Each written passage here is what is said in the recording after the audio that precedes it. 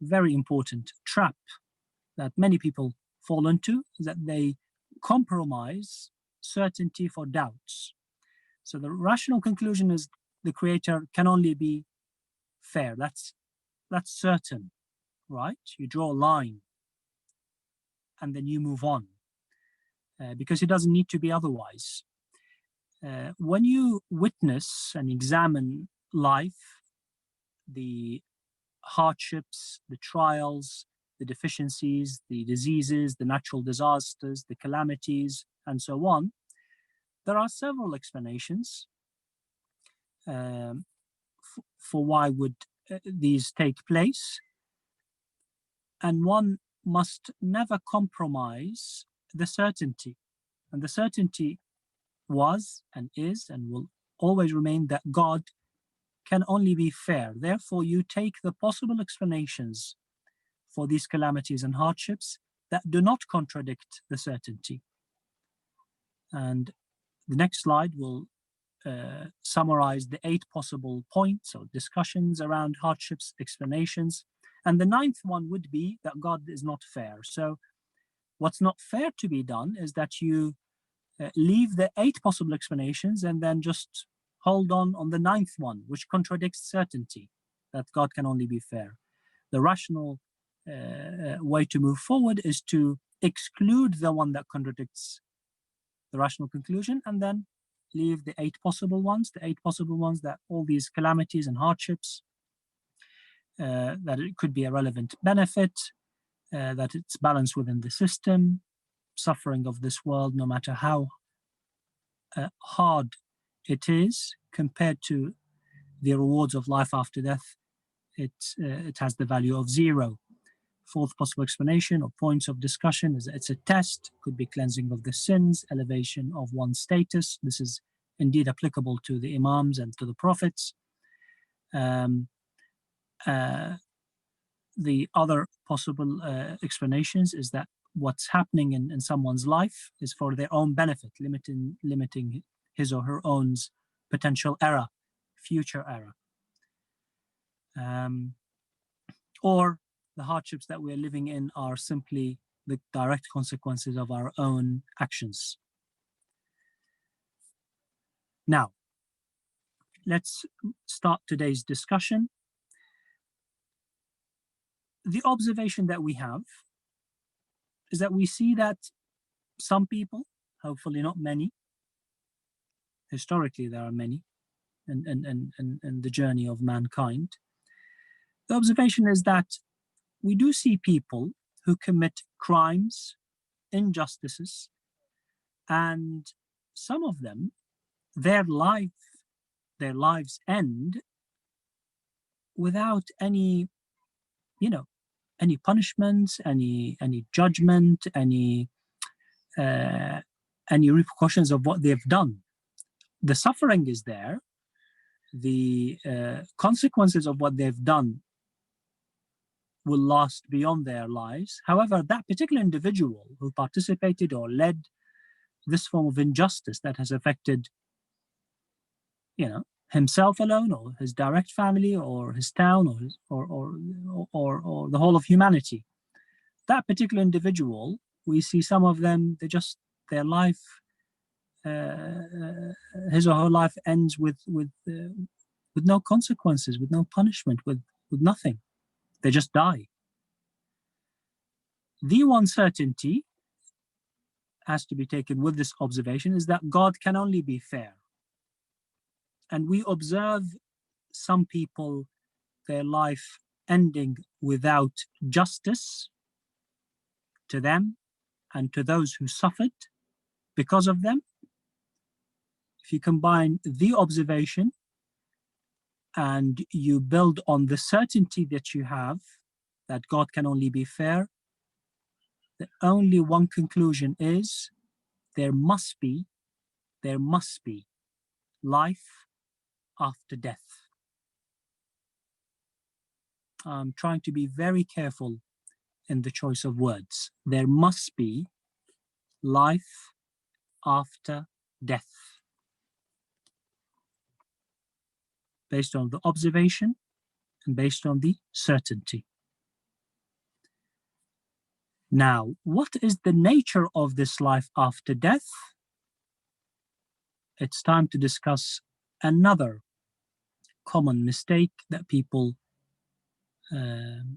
unfortunately do, is that when they use tools without knowing their limits. Using tools without knowing their limits. In the last discussion, we discussed how people compromise certainty for doubts. They exchange what they know for certain for possible explanations. And some of them may contradict certainty. Today's important concept to remind the respected audience about is that we must know the limits of the tools we're using. Rationality, logic are brilliant, but they're brilliant if they're used correctly for the appropriate conclusion you're trying to examine. Rationality has limits, right? Rationality helps you in the foundation, in the principles. It can't give you details. Well, not the details of what we want to understand, which is the nature of life after death. We must know that rationality, despite being superior to science, transcends time, gives you certainty with its conclusions. It has its limits. For example, it can't give you the nature of life after death. The rational conclusion, if I may go back with the slide, conclusion is, based on the observation and the certainty, is that when someone's life ends, that can't be the end. That's what rationality could help us with, to conclude that death is not the end. Death cannot be the end, because God can only be fair. And therefore, there needs to be some time after death, some time. We don't know what the nature of that time or paradigm or existence is. We don't know. But all we can conclude rationally is there must be life after death. There must be time after death. There must be that death cannot be the end. Since we know now the limits, now we want to search for a religious text that has the same foundations as the ones we concluded rationally, right? So now it's time to look for details that are found in religious texts. Now, obviously, I have not discussed the topic of prophethood or messengers, i.e. messengers between the Creator and us. It's also studied, and it's also possible, and indeed possible, to address this issue of, since the Creator, His mercy is infinite, and since we have questions about the details of life and how to go about life and what to do and what's right and wrong, and people differ in their opinion, we conclude that He, His mercy, His lutf, His kindness must lead Him to send some form of communication between Him and us, to help us, to guide us, to give us details, to give us answers. We can conclude that. But now I'm talking about the religious texts, which is the content of this communication. When you examine different religious texts, you must examine them without compromising the rational conclusions that you have reached so far of the existence of the Creator, His main attributes, justice being one of the most important attributes of the Creator, and life after death. And we want to understand what life after death, what the nature of that life is. So we want to have details. When you examine these religious texts, scriptures, always remember, you're looking for the one that does not contradict your rational conclusions. One that is in harmony with your rational conclusions. Why? Because there are religious texts out there in which has descriptions of the Creator, his attributes, his justice, in a way that contradicts rationality. And we respect the people who believe in these scriptures, but we say, it's not in harmony with our rational conclusions.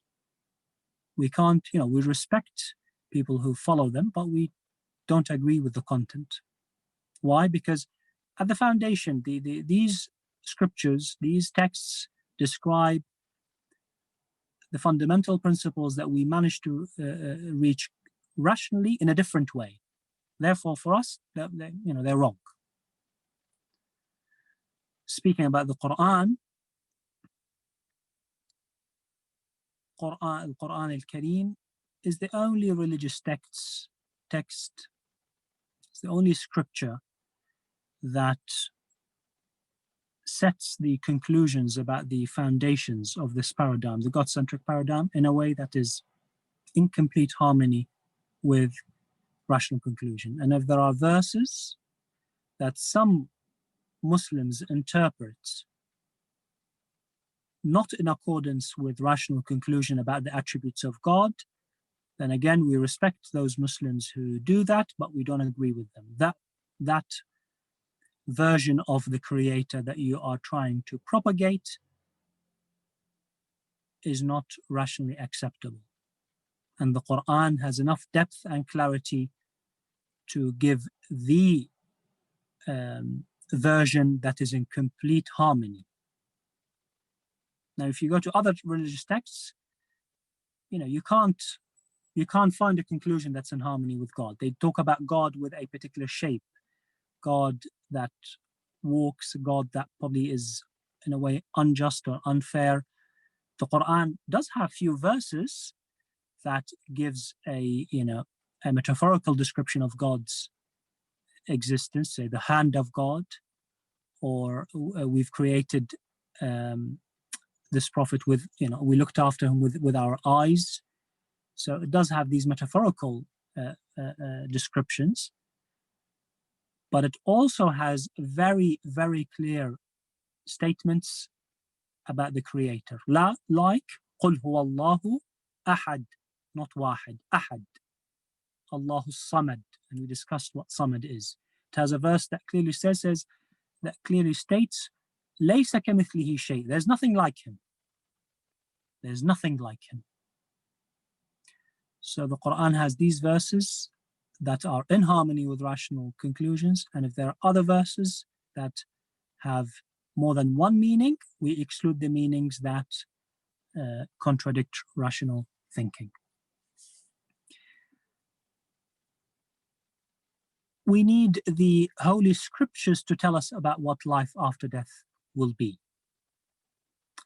And here, I'll take a moment to open our eyes into the importance of the religious texts. Now, I know we've been using rational conclusion, but here we need to stop and build on it using other tools. The tools that we need to use. I'm not going to go into them because according to the Quran and to the Sunnah of the Prophet, what is the nature of life after death. But let's remind ourselves, on the left of the screen is the God-centric paradigm. On the right, this paradigm, this way that in this lens that we use to see the existence has very strong foundations, has rational foundation. That's why we are so confident in our faith. That's why this faith managed to survive all these years from strength to strength. And I'm not talking about numbers here, by the way.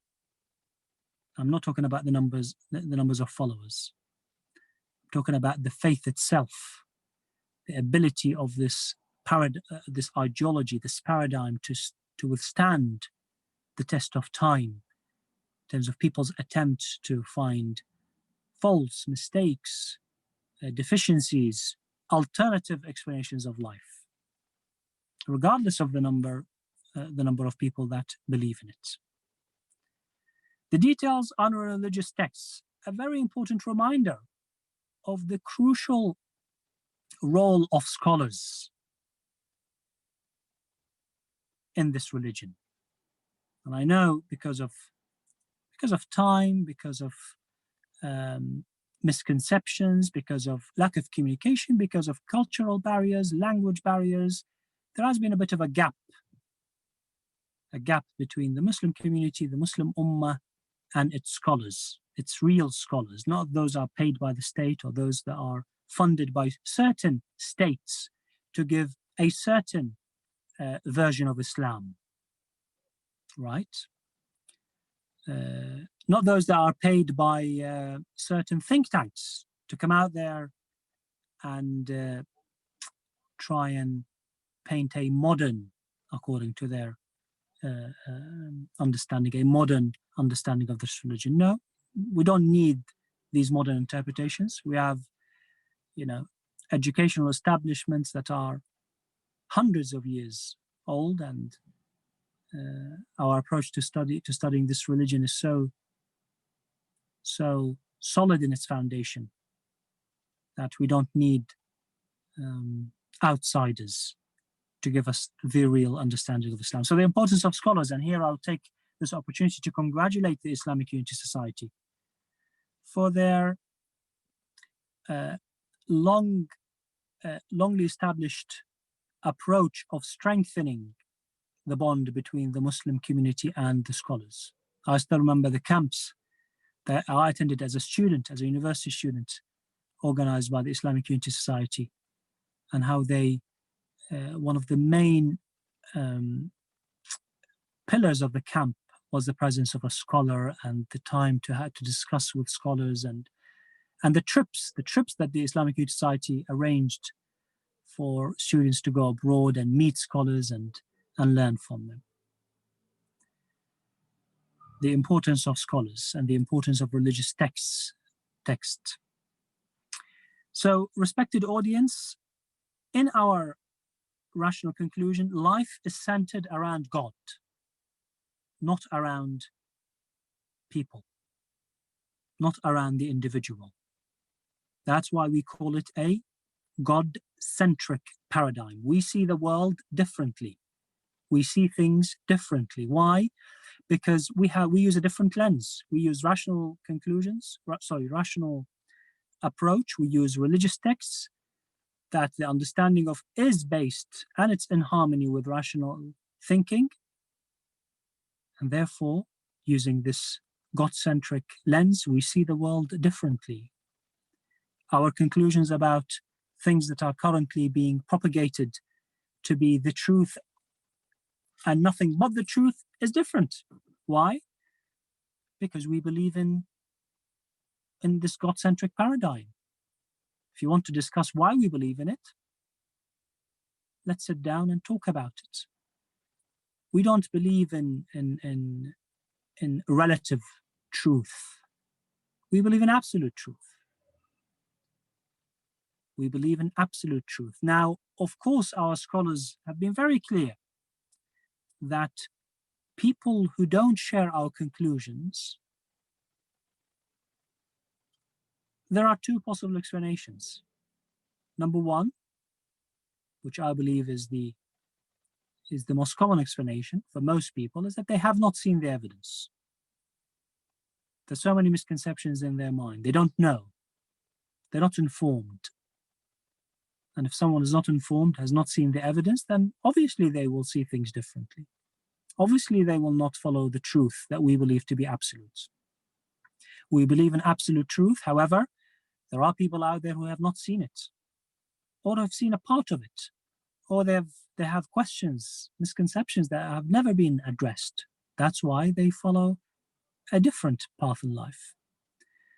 So this is the unique combination of Islam, according to AhlulBayt alayhim salam, is that you believe in absolute truth, but you give people around you the benefit of the doubt. The second explanation is that they are rejecting the truth. Now we have no idea whether this person in front of us is misinformed, has not seen the truth, or he's rejecting the truth. He or she is rejecting the truth. We don't know. We should always assume that they have not seen it as a whole. They have not seen the whole picture. They have not seen the whole evidence. Whether they are rejecting it inside or not, God knows. We're not in a position to judge. So we don't judge others by their actions. Why? Because we give people the benefit of the doubt. Even if they are Muslims, by the way, if they grew up in a Muslim family, you don't know how much have they seen of the truth. You don't know what type of education they've received. So we believe in absolute truth. We don't believe in a relative truth, relative reality. There's no right and wrong. Everyone can define what right and wrong is. We don't believe in that. We believe in absolute truth, founded on rationality, details in religious texts. However, maybe the vast majority of people have not seen it yet. And so we give them the benefit of the doubt. We see things differently, but we're so confident of our conclusions. I will stop here and welcome comments, question and answers by the respected audience.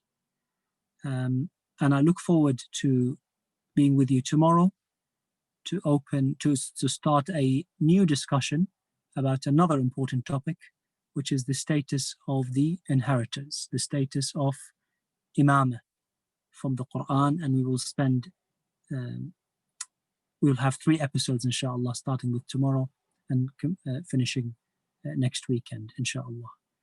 والحمد لله رب العالمين وصلى الله على سيدنا محمد وعلى آله الطيبين الطاهرين.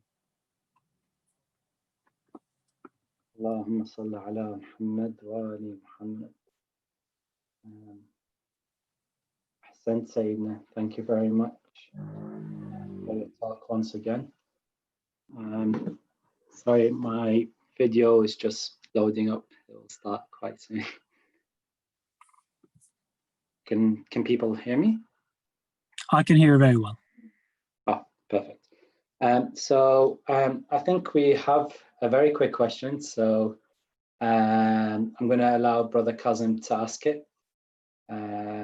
So please, Brother Kazim. Hello, Assalamu alaikum, Sayyid. Alaikum assalam wa rahmatullah. Is my audio, can you hear me okay? I can hear very well. Okay, thank you, Jazakallah. Thank you for your talk. So I was going to ask a little bit more about, obviously we've kind of explained I guess some of the kind of rational, our kind of beliefs about life after death. But what is it, if you could please expand that, some atheists or non-believers, or indeed other people of other faiths that maybe believe in life after death in a different way, what do they say will happen to us after we die? Is it, for example, could it be some form of reincarnation, or is it just that life just ends and that's it? If you could please shed some light on that, that would be much appreciated. Thank you.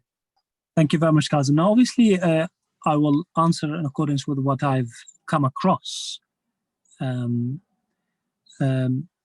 So when I entered into discussions, debates with some of my atheists, colleagues who believe in atheism,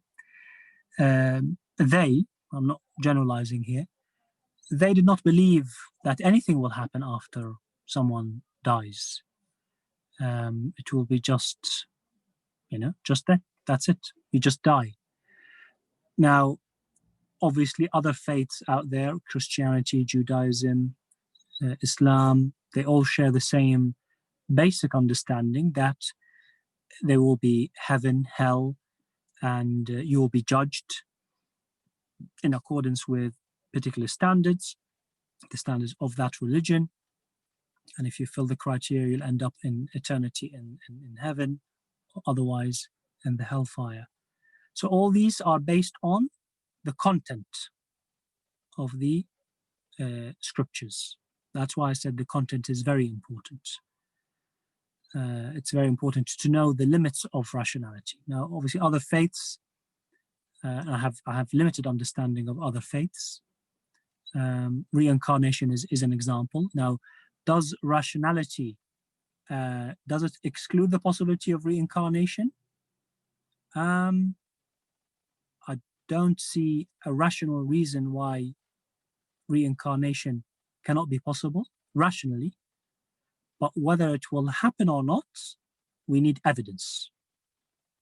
What's the evidence that it will take place, for example, reincarnation? What's the evidence that it will take place? There's nothing, rationality says there's nothing, it can happen, it cannot happen. There's nothing rationally against it, right? However, whether it will happen or not, we need evidence. Now, how do I, for example, a follower of the Islamic faith, how do I show my evidence that, oh no, there will be heaven, which, by the way, is the aim of the creation? Now, I think it's mispresented usually, commonly is mispresented. So we come and say, God created you, so you either end up in hell or heaven. No, that's not the right way of presenting it. God created people to get closer to him, right? This is in accordance with the religious texts that we have studied. We, as in the followers of this faith, the followers of this school of thought. So God has created people to get closer to him. Okay?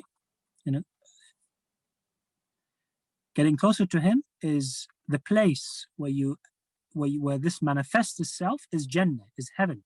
So God created people in this imperfect world, which is this lower life, al-hayatud dunya, created them to go through hardships, struggle, so they can make the most out of this opportunity to get closer to him.